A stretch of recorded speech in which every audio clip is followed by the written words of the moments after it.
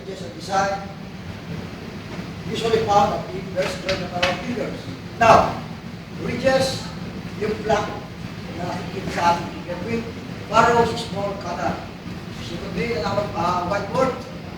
Okay, we have here outer layer of the skin and the inner layer of the skin. These layers was discovered by Dr. Marcelo Malpighi, known as Malpighian layers. This particular figure, you will notice the pore is following found here at the center of the ridges. Okay, we have here furrows, small canal, found between the two ridges and the friction ridges. Okay, we have here the duct. The duct where our sweat flows. Then, lalabas dito sa core, punta, furrows. It serves as lubricant to prevent cracking of the skin. Now, we have here windows or doors. Then, we have here three BPs. Okay, we have three big trace walls. Now, why BP? Because when we trace bridges from the left delta to the right delta, it exactly meets the right delta. And it is inner when you trace bridges from the left delta to the right delta, it goes inside the right delta with three or more intervening bridges. Here is outer trace. Why? Because when we trace bridges from left delta to the right delta, it goes outside the right delta with three or more intervening bridges. Dito naman, we have also here three or more intervening bridges. Okay.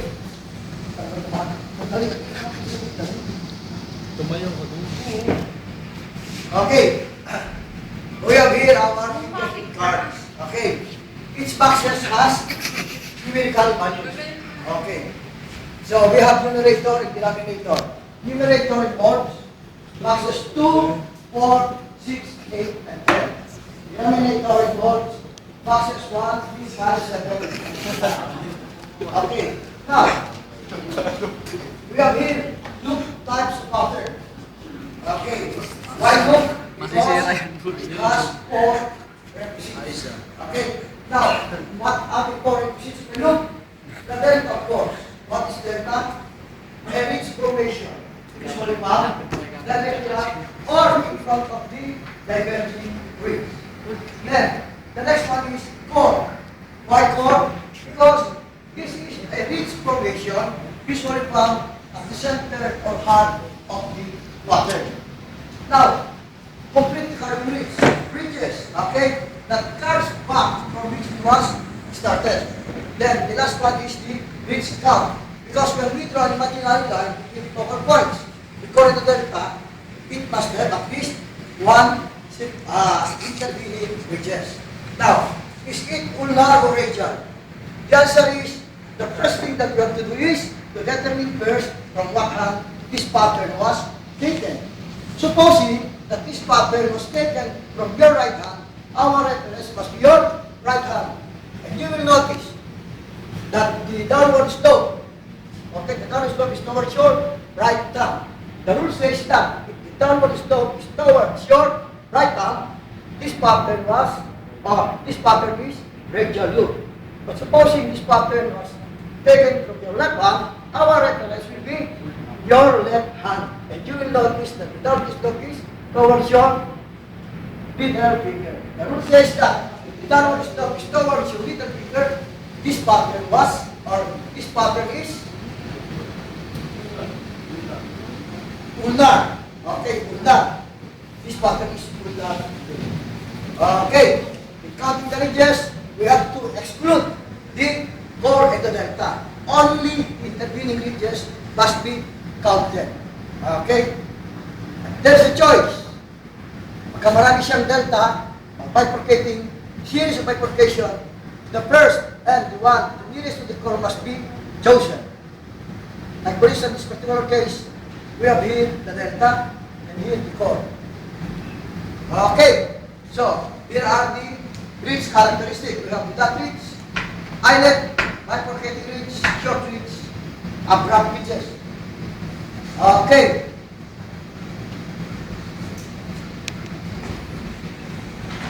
Start ko na yan.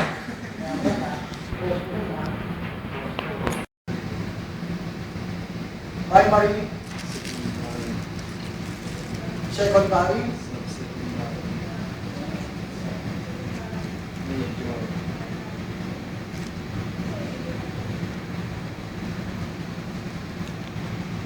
secondary, subsecondary,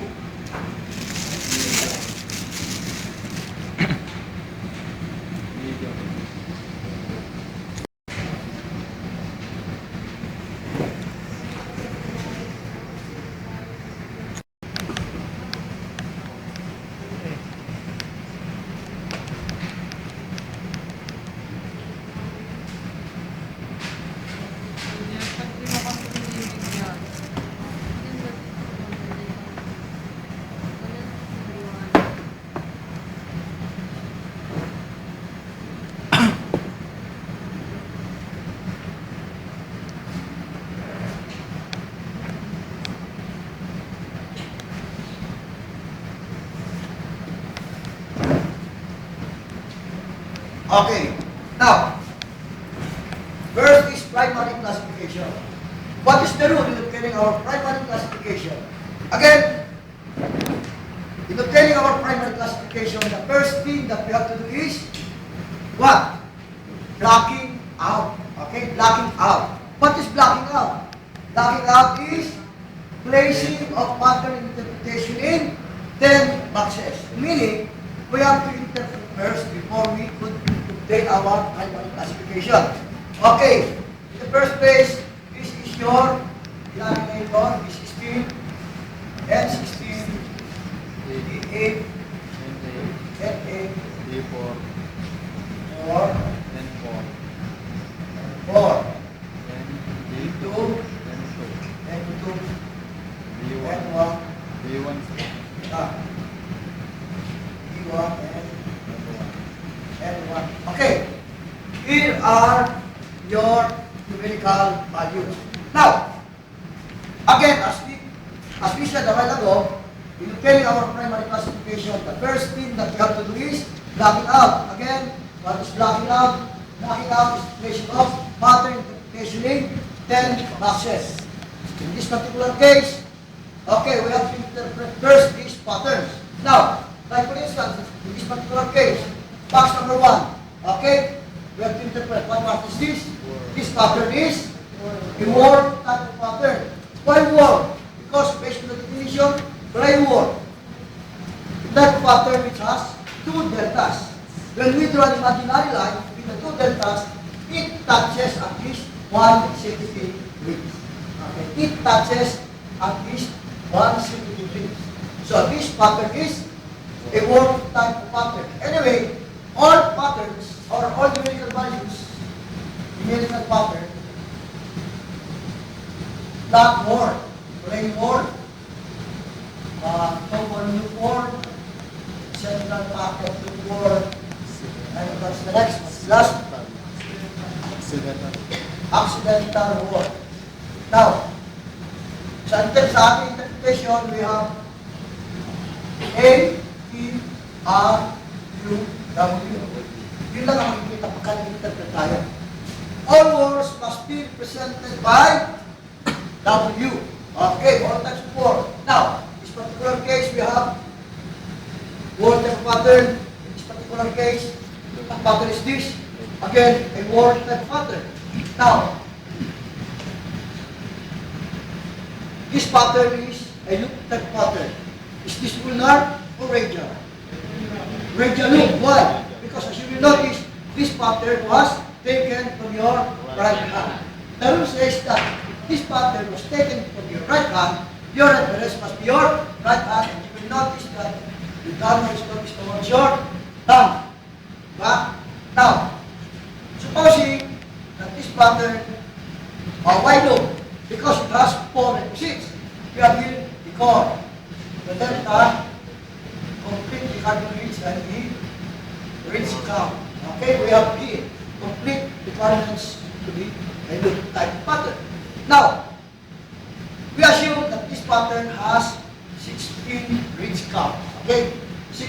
come. Then, what is what pattern is this? Tented arch. Di ba? Tented arch. If we look, radial loop.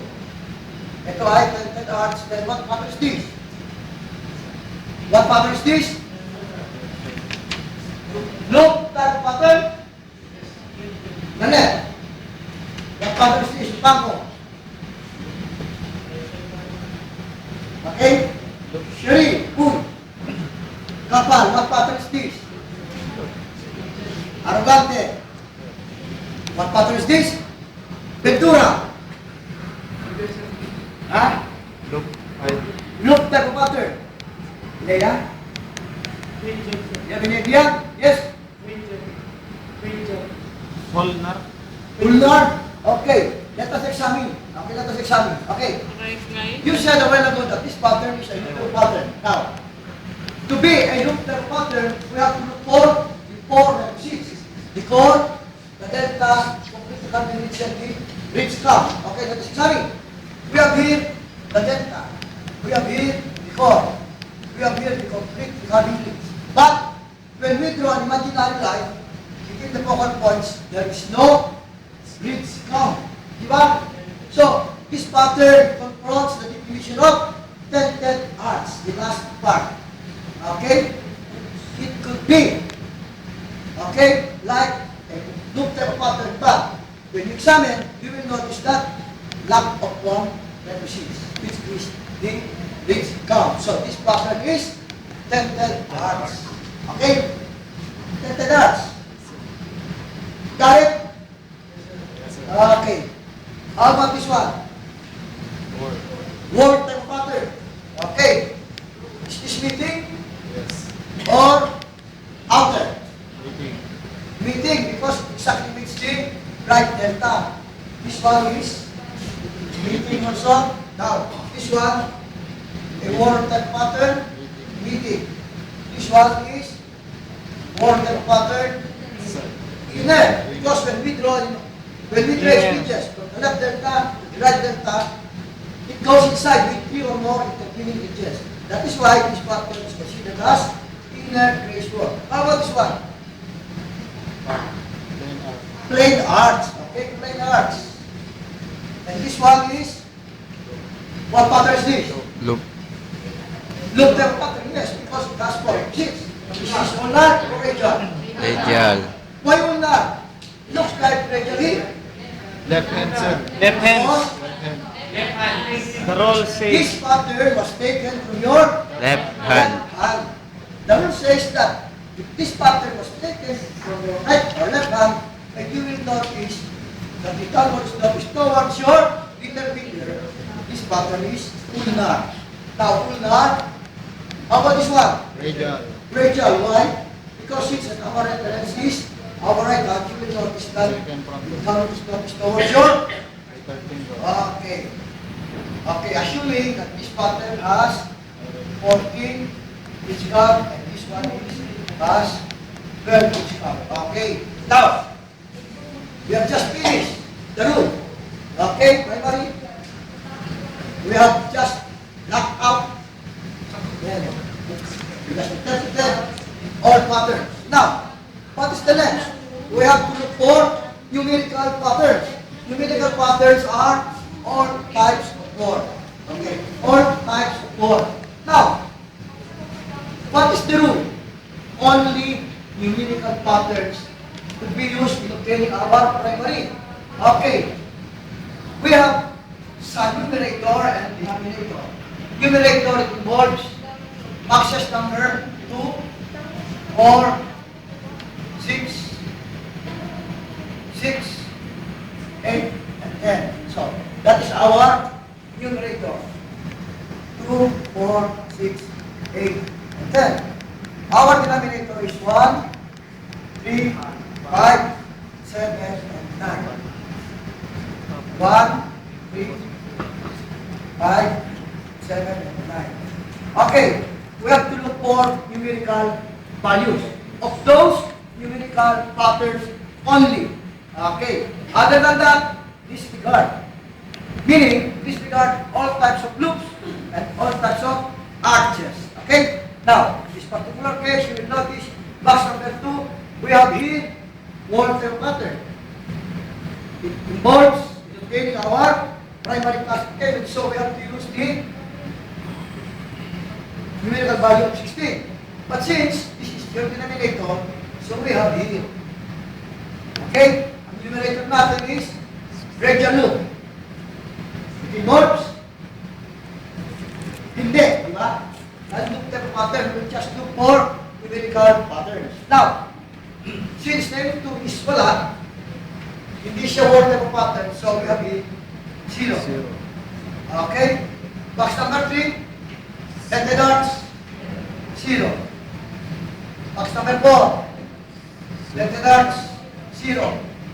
Box number 6. Okay, we have here Walter pattern, we have to use for the numerical value of 4.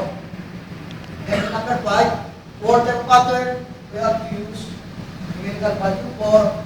Then 8, numerical value of 2 cannot be because this pattern is a plain arch. So 0. So 7 is Walter pattern. So we have here 2 because Walter numerical value, di ba? So itong 9 and 10 is 0 and 0. Why? Because what patterns are loop types of pattern. Kanya? Okay. We have 2. We have here 4. Then 16 plus 4 is 20 plus 2, 22. Okay? Ang ating primary is, primary natin is 4 over 22. Plus 1 plus 1 equals 5 over 23. This is our primary classification. Why is it that we have add 1 always? Diba? Bakit kinakailangan natin dagdagan ng 1 ang ating mga sum, mga summation natin? Because we have to add 1 for consistency. Okay, consistency. Okay. As you will notice, sa ating tracing ng word, we have I, M, O. Okay. Sa pagkuha natin ang ating subsecondary grouping of words, so, kung ito magiging supposing na all patterns are loops and arches. So, ang mangyayari dito is 0, 0, 0, 0, 0, 0. Okay? Now, 0 over 0. But, it could be misinterpreted as outer over outer. That is why we have to add 1. We have to add 1 for consistency. So 1 over 1. Meaning, wala siyang numerical pattern. Nakuha nyo? Kaya ito nagamit tayo ng 1 plus 1 plus 1. Okay. Now, we've just finished telling our primary classification. The next one is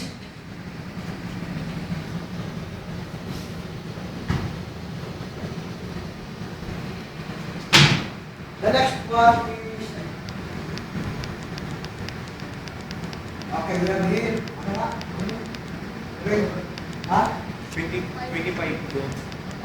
5 over 23. 23, sir. 23, okay. That is our primary classification. Look at our secondary, very simple. Okay?